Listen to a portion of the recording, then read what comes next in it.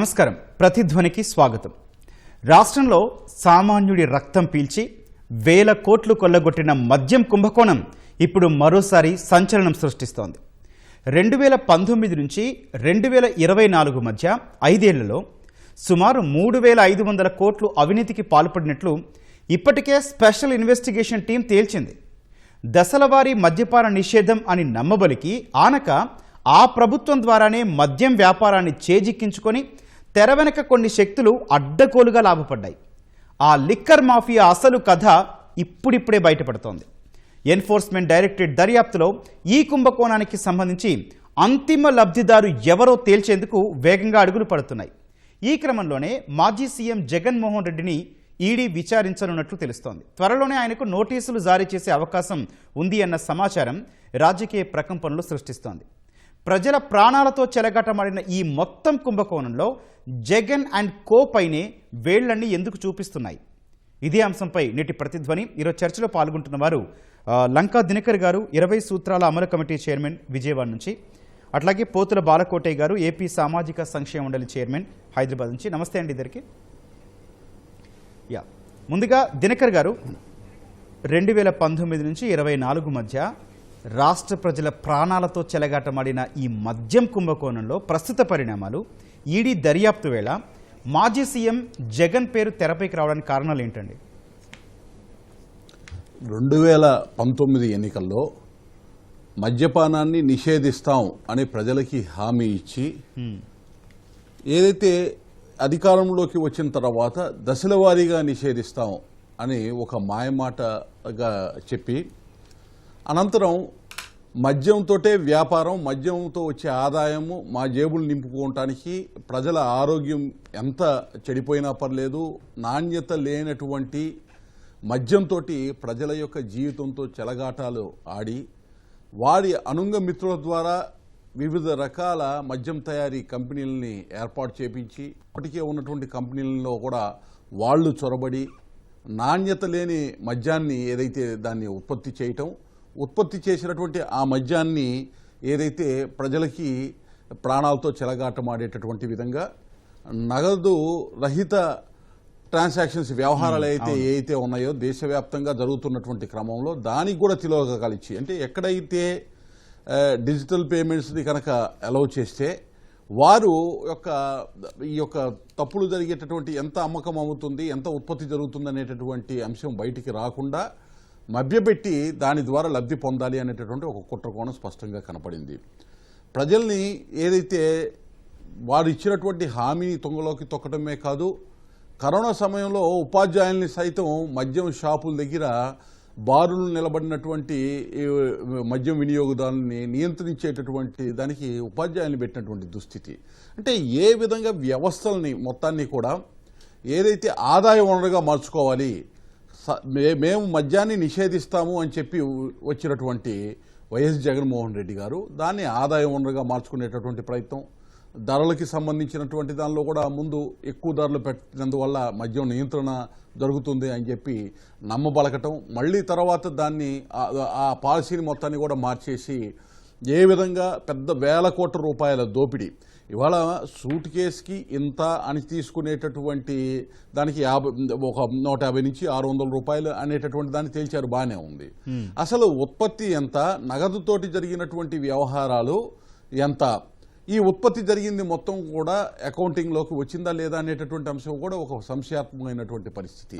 ఇంత పెద్ద ఎత్తున అవినీతి ఏదైతే విలయతాండవం చేసింది, ఒకవైపు అవినీతి చేసి జేబులు నింపుకున్నారు, రెండో వైపు ప్రజల యొక్క ప్రాణంతో నాసిరకమైనటువంటి మద్యంతో చెలగాటమాడారు. అత్యంత దారుణమైనటువంటి అంశం ఏంటంటే ఆ కంపెనీలు ఏవైతే ఉన్నాయో వాటికి సంబంధించినటువంటి ట్రాన్సాక్షన్స్ చేసినటువంటి విధానం, ప్రొడక్షన్కి సంబంధించి కానీ కరెంటు బిల్ ఎంత అయ్యింది, ప్రొడక్షన్ ఎంత అయింది, దానికి వాడిన రా మెటీరియల్ ఏంటనేటువంటి ట్రయల్ కూడా చేస్తే ఇంకా పెద్ద ఎత్తున ఈ యొక్క అవినీతికి సంబంధించిన అవకాశం. బాలకోటయ్య గారు, ప్రధాన నిందితుడు రాజకేశిరెడ్డి ప్రతి నెల 50 నుంచి 60 కోట్లు వసూలు చేసి వైసీపీ అగ్రనేతల ద్వారా జగన్ కుటుంబానికి చేరవేసేవారు అన్న ఆరోపణలకు వైసీపీ సమాధానం ఏమైనా ఉందా అండి? నమస్తే ఈటీవీ వీక్షకులకి, అలాగనే దినకర్ గారికి కూడా నమస్కారాలు. ముఖ్యంగా ఒక మాట గమనించాలి సార్.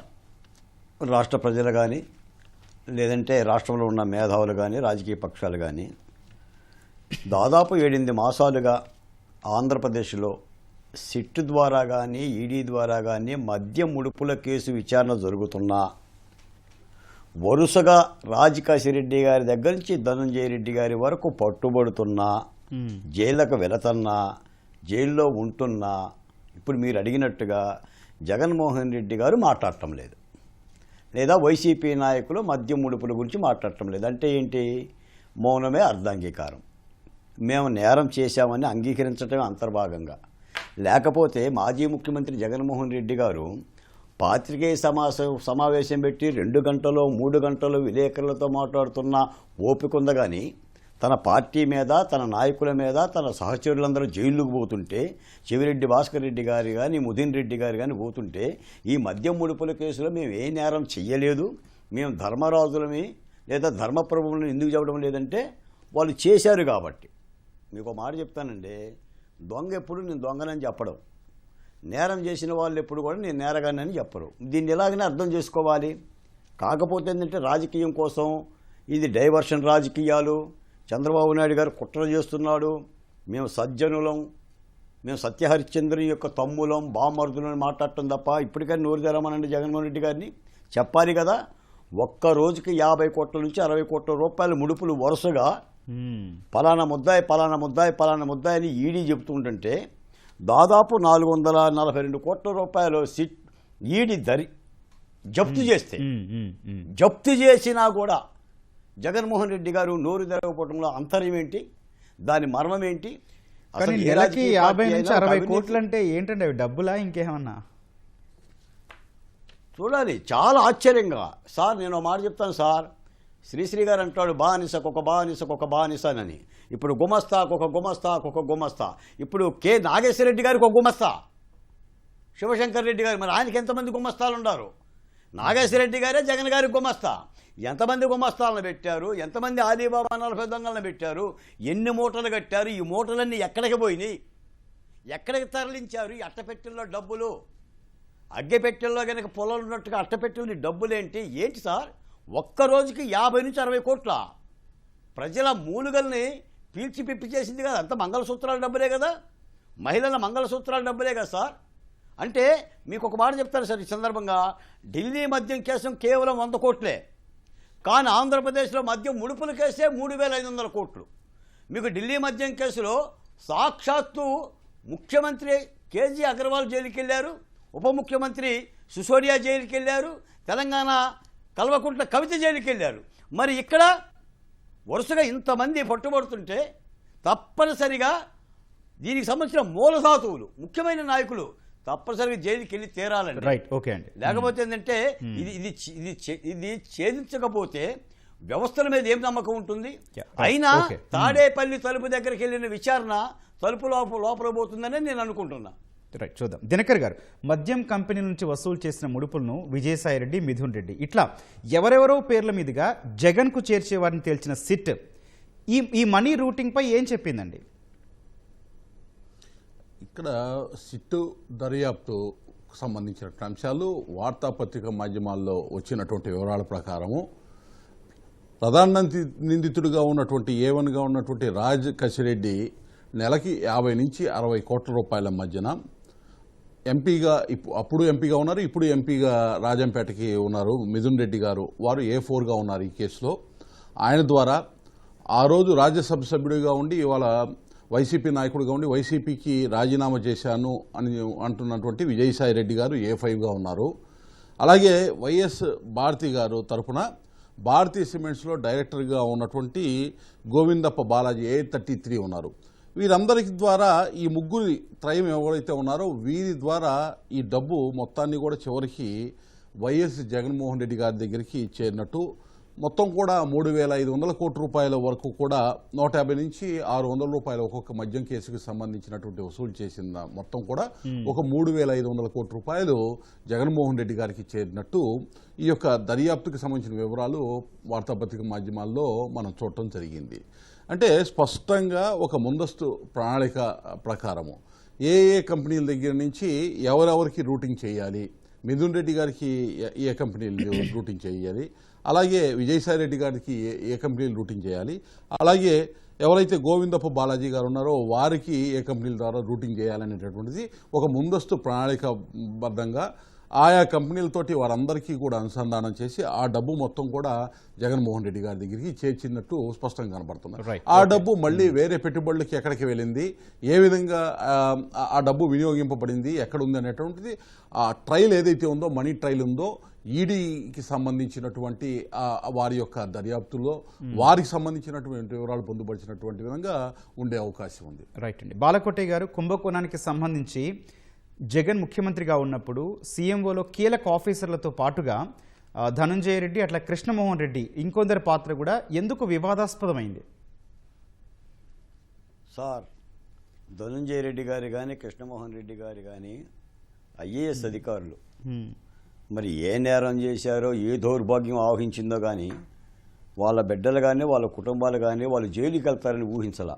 నేను ఒక మాట చెప్తాను సార్, దొంగోడు దొంగతనం చేసినా కాపలా కాసేవాడు కూడా నేరస్తుడే, దొంగోడికి బాసటగా ఉన్న నేరస్తుడే, దొంగిలించిన సొత్తును మన చేతితో పట్టుకున్నా కూడా నేరస్తులమే. అలాగనే ఒక ఓఎస్డీగా, ఒక ఐఏఎస్ అధికారిగా జగన్మోహన్ రెడ్డి గారికి కుడి భుజము ఎడం భుజము ఉన్న ధనుంజయ రెడ్డి, కృష్ణమోహన్ రెడ్డి గారే అరెస్ట్ అయ్యారంటే నిజంగా మరి వ్యవస్థ ఎలా ఉంది? జగన్మోహన్ రెడ్డి గారి చేతిలో ఎలా నగుబాటు అయ్యింది? చాలా బాధాకరం అండి. నేను ఈ సందర్భంగా మాట చెప్తా. చంద్రబాబు నాయుడు గారు 40 సంవత్సరాల రాజకీయ జీవిత చరిత్రలో 3 సార్లు ఆయన ముఖ్యమంత్రిగా ఉన్నా సరే ఏనాడైనా చంద్రబాబు నాయుడు గారి పక్కన ఉద్యోగ బాధ్యతలు నిర్వహించిన సిఎస్లు కానీ ఓఎస్డీలు కానీ జైలుకి వెళ్ళారండి? ఒక్కళ్ళు చూపించమనండి. 5 ఏళ్ల పరిపాలనలో జగన్మోహన్ రెడ్డి గారి చేతిలో పనిచేసిన ఇంతమంది ఐఏఎస్ అధికారులు, ఐపీఎస్ అధికారులు సస్పెండ్లు అయ్యి ఉద్యోగాలు పోయి జైలు కటకటాలనక కూర్చుంటున్నారంటే మరి ఆ పరిపాలన ఎలా ఉంటుంది? ఆ పరిపాలన ఎలా అర్థం చేసుకోవాలి? అంటే వీటికి కూడా ఇంతవరకు మాట్లాడటం లేదు సార్. కనీసం ఆ ధనంజయ రెడ్డిని పరామర్శించిన దిక్కు లేదు, కృష్ణమోహన్ రెడ్డి గారిని పరామర్శించిన దిక్కు లేదు, సజ్జల గారు బోరు, ఆ పేరుని నానిగా రోజు మాట్లాడుతూనే ఉంటుంటాడు. పోయి పరామర్శించండి, పోయి జగన్మోహన్ రెడ్డి గారి జైలుకి వెళ్ళి పరామర్శించమనండి. మీ శ్రేయోభిలాషులే కదా, మీ దగ్గర ఉద్యోగాలు చేశారు కదా, అంటే వాడుకున్నారు, వదిలేశారు, అంటే వ్యవస్థను అంత నగుబాటు చేశారు. ఊహించని రీతిలో ఎవరంటే Kasireddy? Who is the Kasireddy? Is excise మంత్రి, ఆయన ఎక్సైజ్ శాఖ మంత్రి అండి. మద్యం పాలసీని మారుస్తున్నప్పుడు ఎక్సైజ్ శాఖ మంత్రి ఉన్నాడండి. అంటే గదుల్లో కూర్చొని, రూముల్లో కూర్చొని మీరే అప్పులు పెట్టుకొని చూడండి సార్ ఒక్కొక్కటి. అంటే ఇంత ధారావాహికంగా జరుగుతున్న ఈ దోపిడీ దేశమే నివ్వెరబోయిందండి. ఢిల్లీ మద్యం ముడుపుల కేసును కూడా తరదన్నిన కేసు ఇది కాబట్టి ఛేదించాల్సిన అవసరం ఉంది. అయినా ఇది వార్తాపత్రిక అంశాలు కూడా కాదండి, ఇది సిట్టి విచారణ, ఈడీ విచారణలో రెడ్ హ్యాండెడ్గా బయటపడుతున్న విషయాలు. వాళ్ళు చెప్తున్న విషయాలే మనం చెప్పడంలా. కె నాగేశ్వరరెడ్డి గారు చెప్పిన విషయమే, కసిరెడ్డి రాజిరెడ్డి గారు చెప్పిన విషయమే, విజయసాయి రెడ్డి గారు చెప్పిన విషయమే. వైసీపీ నాయకులు నేరం చేసిన వాళ్ళు అంగీకరిస్తున్న సాక్ష్యాధారాలే తప్ప ప్రభుత్వం కానీ లేదా ఇతర నాయకులు కానీ మాలాంటి వాళ్ళు కానీ మీలాంటి వాళ్ళం కానీ చెబుతున్న మాటే కాదు. తప్పనిసరిగా ఇంత వికృతమైన ఈ మద్యం ముడుపుల కేసును మాత్రం ఛేదించే దిశగా ఈడీ అడుగులేస్తుందనే భావిస్తున్నాం. దినకర్ గారు, ఈ కేసులో సుమారు 2000 కోట్లు హవాలా ద్వారా విదేశాలకు తరలినట్లు ఐటీ అధికారులు ఫోకస్ చేశారు. అట్లాగే ఈడీ 1048 కోట్ల ముడుపుల మనీ ట్రయల్ను గుర్తించింది. అయితే అసలు ఈ కేసు లోతు ఎంత అండి? ముఖ్యంగా ఇందులో ఈ యొక్క కేసుకి సంబంధించి ఒకటి సిట్టు దర్యాప్తు చేసినప్పుడు దానికి సంబంధించినటువంటి మూలాలను ఛేదించేటటువంటి ప్రక్రియలో అడుగులు వేసింది. ఎప్పుడైతే దీనికి నగదుకు సంబంధించినటువంటి వ్యవహారాలు హవాలా రూపంలో ఒక 2000 కోట్ల రూపాయల వరకు విదేశాలకి తరలి వెళ్ళినాయి అని ఐటీ శాఖ గుర్తించడం, వెంటనే ఈడీ కూడా 1048 కోట్లకి సంబంధించినటువంటి ఆ నగదు ట్రయల్ ఏదైతే ఉందో దాన్ని ఛేదించడం జరిగింది. తద్వారా ఈ యొక్క ఏదైతే అవినీతి కుంభకోణం ఉందో దీనికి సంబంధించినటువంటి వాస్తవ సాక్ష్యాల ప్రాతిపదిక మీద అడుగులు ముందుకు వేగంగా పట్టడం జరిగింది. అయితే ఇది మనం చర్చించేటటువంటి అవినీతి అనేది ఆ 150 నుంచి 600 రూపాయల కేసుకి ఏదైతే వివిధ కంపెనీల దగ్గర నుంచి వసూలు చేశారో దానికి సంబంధించినటువంటి అంశం. నేను ఇంతకుముందు కూడా తెలియజేసినట్టు వాస్తవానికి ఒక్కొక్క కంపెనీ, ఈ కంపెనీలు కూడా ఏదైతే ఉత్పత్తి చేసినటువంటి కంపెనీలు ఏవైతే ఉన్నాయో మద్యాన్ని, అవి కూడా వీరికి సంబంధించినటువంటి, వీరి జగన్మోహన్ రెడ్డి గారికి సంబంధించినటువంటివి, అలాగే మిథున్ రెడ్డి గారికి సంబంధించినటువంటి వారితోటి అనుసంధానమైనటువంటి కంపెనీలు. వాస్తవ ఉత్పత్తి ఎంత, అది బెవరేజ్ కార్పొరేషన్కి తరలించింది ఎంత అనే దానికి, బెవరేజ్ కార్పొరేషన్ దగ్గర నుంచి తరలించిన దాన్ని ఏదైతే ఉందో అవి ఆ మద్యం డిపో దగ్గర నుంచి షాపుల దగ్గరికి చేరిన దానికి సంబంధించిన వరకే ఈ కేసులకి సంబంధించినటువంటి చెల్లింపులు అనేది ఒకటి ఉత్పన్నమైతే, అసలు ప్రభుత్వానికి కట్టాల్సినటువంటి పన్ను కట్టకుండా ఉత్పత్తినే పక్కకి తరలించి, ఎందుకంటే మొత్తం నగదుతోటి జరిగిన ట్రాన్సాక్షన్ కాబట్టి అది అర్థం కానటువంటి పరిస్థితి. అది ఎంతవరకు ఉంది అనేటటువంటి దాన్ని చాలా లోతుగా చూడాల్సినటువంటి పరిస్థితి. అది కనుక ఛేదించగలిగితే ఇంకా చాలా పెద్ద మొత్తంలో దీనికి సంబంధించినటువంటి అవినీతి బయటపడేటటువంటి అవకాశం కూడా ఉంది. దాన్ని ఛేదించడానికి కావాల్సినటువంటి సాంకేతికంగా కానీ లేకపోతే వివిధ రకాలైనటువంటి విధానాల ద్వారా వాటిని డిటెక్ట్ చేసేటటువంటి అవకాశం ఉంది.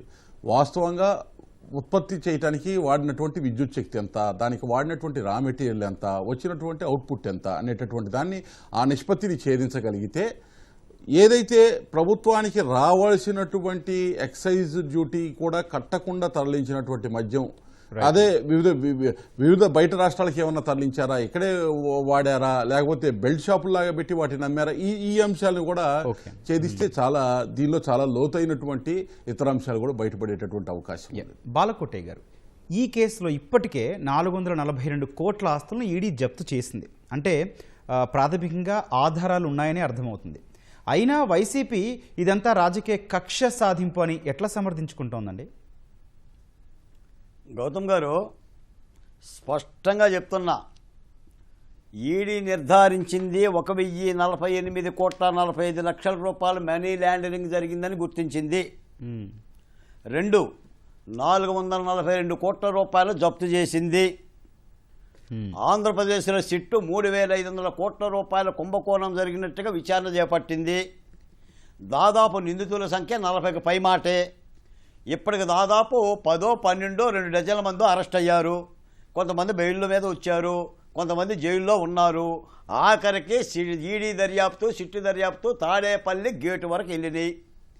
అయినా కూడా ఇది ఒక చంద్రబాబు నాయుడు గారి రాజకీయ కుట్ర, ఇది డైవర్షన్ పాలిటిక్స్ అని మాట్లాడటానికి ఎందుకు మాట్లాడుతున్నారని మీరు అంటున్నారు. ఇప్పుడు తప్పు చేసిన ఏం మాట్లాడతాడు చెప్పండి. ఇప్పుడు రాజధాని అమరావతి మీద నువ్వు నాశనం చేసావు, 3 రాజధానులు మాకు వద్దు, ఒక రాజధాని చాలని ప్రజలు 24లో తీర్పిస్తే ఇప్పుడు జగన్మోహన్ రెడ్డి గారు ఏమంటున్నాడు? మావిగాని అంటున్నాడు. మావిగాని పెట్టుకోవచ్చు కదా, మచిలీపట్నం, విజయవాడ, గుంటూరు అని అంటున్నాడు. ఏంటి మావిగాన్? అంగీకరించడానికి ఆయనకి గొంతుకి ముద్దడ్డం పడుతుంది. అమరావతి అని అంటం మూలాన అమరావతిలో ఆయన అక్షరం ఉంది కాబట్టి, అమ్మ ఉంది కాబట్టి, అమ్మ అనే పదం ఆయన పలకటం చేత కాదు కాబట్టి, గౌరవించడం చేత కాబట్టి మావిగాని అంటున్నాడు. ఎట్లా అంగీకరిస్తారు వాళ్ళు? ఏది అంగీకరించారు? వివేకానంద రెడ్డి హత్య కేసును అంగీకరించారా? మా డాక్టర్ సుధాకర్ హత్య కేసును అంగీకరించారా? డ్రైవర్ సుబ్రహ్మణ్యం డోల్ డెలివరీలో అనంతబాబుని ఎమ్మెల్సీ పదవి నుంచి సస్పెండ్ చేయమంటే ఏమైనా అంగీకరించాడా? పోనీ సస్పెండ్ చేశాడా? దేన్ని అంగీకరించాడంటే జగన్మోహన్ రెడ్డి గారు. కాబట్టి ఇలాంటి యొక్క నేరాపు వాళ్ళకు ఒకటేనండి. వాళ్ళు జగన్మోహన్ రెడ్డి గారు కానీ ఆయన అనుయాయ నాయకులు కానీ చెప్పేది ఏంటంటే చంద్రబాబు నాయుడు గారు కుట్రతో మా మీద కేసులు పెడుతున్నాడు. కానీ ఇది సిట్టు పెట్టింది సిఐడి తెలుస్తుంది తప్ప ఇది ముఖ్యమంత్రి గారికి సంబంధం కాదు, డిప్యూటీ ముఖ్యమంత్రి గారికి సంబంధం కాదు. Right, okay. దినకర్ గారు, ఒక ప్రశ్న ఉత్పన్నమవుతుంది. మద్యపాన నియంత్రణ ముసుగులో అదనపు రిటైల్ ఎక్సైజ్ సుంకాన్ని ప్రవేశపెట్టి ధరలు పెంచి తగ్గించి లంచాలు తీసుకున్న కంపెనీలకే ఆర్డర్లు ఇవ్వడం సామాన్యులకు సాధ్యమా? సామాన్యులకి సాధ్యమయ్యేటటువంటి కార్యాచరణ చేస్తే వైఎస్ జగన్మోహన్ రెడ్డి గారు ఎట్లా అవుతారు? వైఎస్ జగన్మోహన్ రెడ్డి గారు స్పష్టంగా వారు మద్యపాన నిషేధం అని ఎన్నికల్లో హామీ ఇచ్చి ఆ హామీనే నిషేధించి మళ్ళీ నియంత్రణ అనేటటువంటి ముసుగుతోటి ధరలు పెంచినటువంటి ధరలతోటి మద్యం పాలసీని తీసుకొచ్చాము, తద్వారా నియంత్రిస్తామని చెప్పి కొన్ని రోజుల తర్వాత మళ్ళీ ఆ అంశాన్ని కూడా పక్కకి నెట్టేసి ఏదైతే అకస్మాత్తుగా మద్యం ధరలని తగ్గించి ఆ తగ్గించడంలో ముందే ఆ కంపెనీలన్నింటినీ కూడా తన చెప్పు చేతుల్లోకి తెచ్చుకోవటానికి వారు చెప్పినటువంటి వారికి ఉత్పత్తి చేసేటటువంటి కంపెనీలని బదలాయింపు చేయడానికి ఆ మేనేజ్మెంట్ కానీ ఆ నిర్వహణ కానీ వారు అనుకూలమైన కొనేదానికి ఇంత తతంగం మొత్తం కూడా వివిధ రకాలుగా ముందు ధరలు పెంచటము, తర్వాత వారిని బెదిరించటము, తర్వాత ధరలను తగ్గించుకోవటం, తగ్గించిన ధరలతోటి కేసుకింత అని చెప్పి డబ్బు తీసుకునే విధంగా అవినీతి చేయటం మొత్తం కూడా ఒక కుట్రపూరితంగా జరిగింది.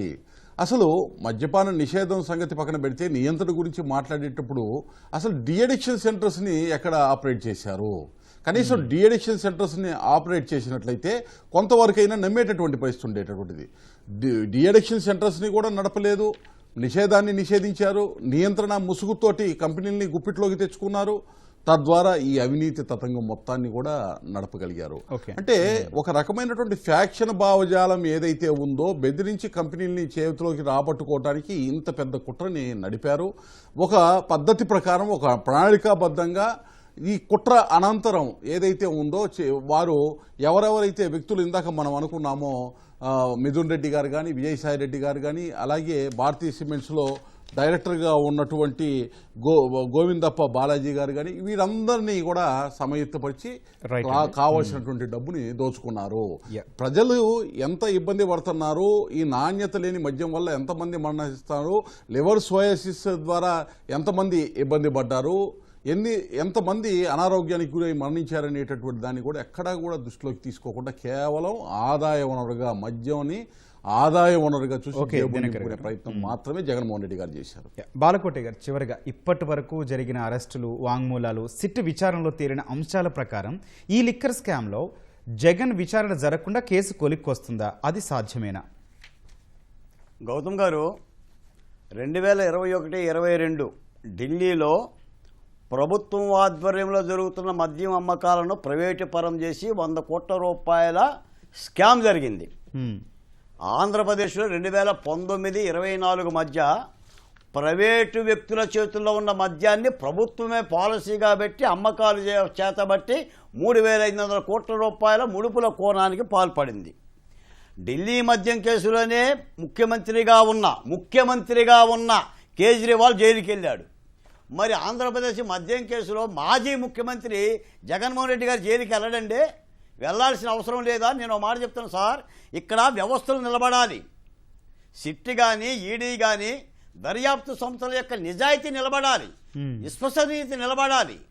ఈ రోజున దర్యాప్తు సంస్థలు బలహీనపడితే తాడేపల్లి వరకు వెళ్ళిన దర్యాప్తు సంస్థ జగన్మోహన్ రెడ్డి గారికి నోటీస్ ఇచ్చి తక్షణమే విచారించాలి. విచారించడమే కాదు, ఆ నమ్మకం కలిగించాలి. ఈ రోజున వరుసగా కుడి భుజము ఎడభుజము నీ గుమస్తా అంటే నీ దగ్గర పిఏగా పనిచేసిన నాగేశ్వరరెడ్డి గారు ఇచ్చిన సమాచారం మేరకు నేడో రేపో ఈడీ వెళ్ళటం ఖాయం. జగన్మోహన్ రెడ్డి గారిని విచారణకు పిలవాల్సిన అవసరం ఉంది.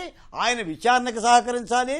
మళ్ళీ నేను యలహంక ప్యాలెస్లో ఉన్నా, నేను లండన్లో పోతున్నా, నేను వచ్చే వారం వస్తా, ఆ వారం వస్తానని చెప్పకుండా మాజీ ముఖ్యమంత్రి కాబట్టి విచారణకు సహకరించి జరిగిన నిజాలు చెప్పాలి. మీకు చివరికి ఒక మాట చెప్తున్నాను సార్, శివుడాజ్ఞ లేకుండా చేమైనా గుట్టదు. అసలు ఈ మద్యం పాలసీ మార్చిందే జగన్మోహన్ రెడ్డి గారు. కాశిరెడ్డి ఎవరికి తెలుసు, లేదంటే ఇంకోరెడ్డి ఎవరికి తెలుసు? కొత్త పేర్లుగా సార్. వీళ్ళు అసలు ఆంధ్రప్రదేశ్లో ఓటు ఉందా? విమానాలు, షికారులు, ఫ్లడ్ లైట్లు, పబ్బులు, క్లబ్బులు, అట్టపెట్టెల్లో డబ్బులు, ఎక్కడ ఇదంతా కూడా ఎన్నికల సిద్ధం సభలు కూడా ఇదే చేశారు సార్. నాకు తెలిసి మద్యం ముడుపులతోనే మళ్ళీ 24లో అధికారంలో రావడానికి ఆర్థికంగా జగన్మోహన్ రెడ్డి గారు వ్యూహాత్మకంగానే మద్యాన్ని ప్రైవేటు పరం చేసి బ్రాండ్లను మార్చి ఈ తతంగానికి పాల్పడ్డారని భావిస్తున్నాం. ఈ సందర్భంగా ఈడీ నిజాయితీగా చివరి అంతిమ లబ్ధిదారు వరకు విచారణ చేసి చేరాలని కూడా Andhra Pradesh social welfare board chairman గా డిమాండ్ చేస్తున్నాం sir. Right sir, okay, right. Lanka Dinakar గారు, పోతుల బాలకోట గారు, ధన్యవాదాలండి చర్చలో పాల్గొన్నందుకు. Thank you. ఇది నేటి ప్రతిధ్వని. నమస్కారం.